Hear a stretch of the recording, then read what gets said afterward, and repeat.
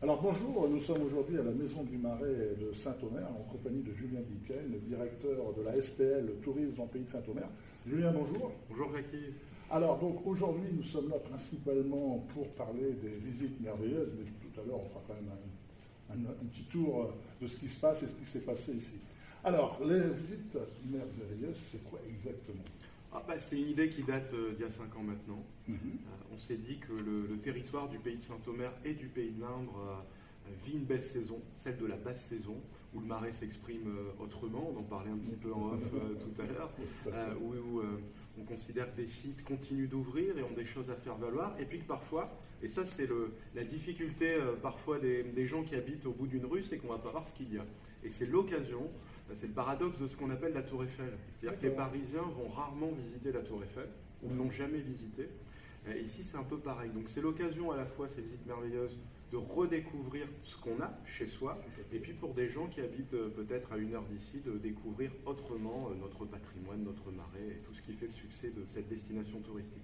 Alors j'ai pu lire que ces visites merveilleuses, c'est comme une recette de cuisine, il y a 4 ingrédients. Alors la glace, le sel, la cerise et la madeleine.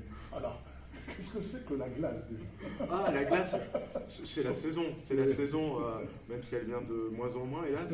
Mais c'est cet hiver qui est prétexte à pouvoir jouer du merveilleux, parce qu'il fait noir tôt, les lumières s'expriment. Donc c'est un peu cette idée, la glace. D'accord. Le sel ? Le sel, c'est ce qui donne un peu de saveur, qui relève le plat. Donc nous, le sel, c'est de relever un petit peu nos visites par du merveilleux, par des surprises, par des acteurs. Si des gens se disent, tiens, on va visiter une structure qu'on a déjà vue, c'est plus la peine d'y aller, il y a du sel. Et ce sel, c'est d'être surpris. C'est vrai que sans sel, il n'y a pas de plat. Tout à fait.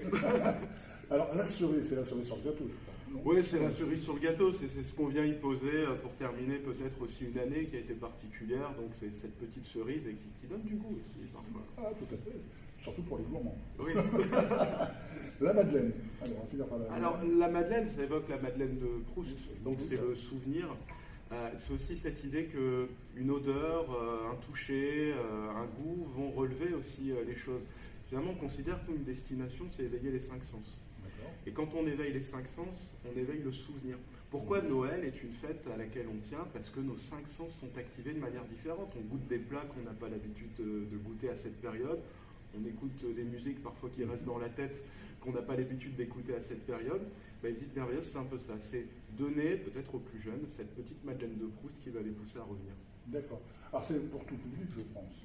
Oui, on est vraiment sur... On a pensé aux enfants, on a des visites qui leur sont dédiées, on a des contes de Noël. Et puis pour les plus grands, les adultes, l'occasion de redécouvrir le patrimoine. Alors maintenant, j'ai vu que le coût était de 5 € alors qu'il était gratuit. Alors c'est à cause de l'organisation peut-être ? Alors on a de tout sur ces visites. Alors habituellement, les visites ont un coût de 5 € sont gratuites. Les bus, qu'on appelle les bus merveilleux, sont gratuits. Mais cette année, ils sont payants pour 2 raisons. La première, c'est qu'aujourd'hui, on se rend compte que beaucoup de gens sur des visites gratuites réservent et ne viennent pas toujours y assister. Ça, c'est l'une des raisons. Mais la principale raison, c'est qu'on voulait donner aussi un aspect solidaire, comme on a l'habitude de le faire maintenant pour les visites merveilleuses. Donc ces 5 €, ils ne sont pas pour nous. Ils sont reversés à une association, soit caritative, soit qui œuvre pour la préservation du patrimoine. D'accord, ok. On va parler un peu quand même du programme, parce que ça a commencé le 5 novembre, mais bon, c'est sur plusieurs semaines, ça se termine le 25 mars, c'est bien cela. Alors, des moments forts où on peut parler de tout des moments forts, il y en a plein. Alors, il y a ces bus merveilleux. On parlait de mystérieux aussi. Tout à l'heure. Il y a cette appellation que j'ai vue, donc c'était une erreur, mais une erreur qui veut tout dire. Oui, qui veut tout dire, parce que dans ces bus, on sait qu'une chose, c'est qu'on ne sait rien. Donc on part à l'aventure, on ne sait pas quelle est la destination ou les destinations, on ne sait pas qui on va rencontrer. L'objectif, c'est de dire à des gens, tiens, si on leur avait mis sur un papier ce qu'on allait voir, est-ce qu'ils seraient venus ? Est-ce qu'ils seraient allés voir finalement un producteur au bout de la rue ? Et là, par le bus, sans savoir, ça va être l'occasion d'une rencontre, de surprise, et peut-être de se dire à la fin, c'est le but, si on m'avait donné la possibilité d'y aller en connaissant ce qu'il y avait à faire, peut-être que je ne serais pas venu. Et franchement, ces bus rencontrent toujours un succès, il y en a plusieurs. Alors la particularité, c'est que cette année on va rouler, mais on va peut-être aussi un petit peu naviguer par le bus mystérieux. On gratte un petit peu pour savoir, non? On va aller en bateau, découvrir autrement des personnages qui sont forts sur le territoire ou pas sur le territoire. Parce que le principe aussi des visites merveilleuses maintenant depuis 2 ans, ce n'est pas d'être limité qu'au pays de Saint-Omer et qu'au pays de l'Indre, c'est parfois d'aller rencontrer des partenaires qui participent à notre destination et qui sont pas très loin de notre territoire, on va dire Capsos et CPL. D'accord. Alors je vois par exemple samedi prochain, on a un concert, les facteurs chevaux. Ah oui, alors ça c'est une belle rencontre. On travaille avec des partenaires dans le cadre de ces visites, des petits, des gros. Et il y a des partenaires qui vont travailler pour la première fois avec l'Office de tourisme.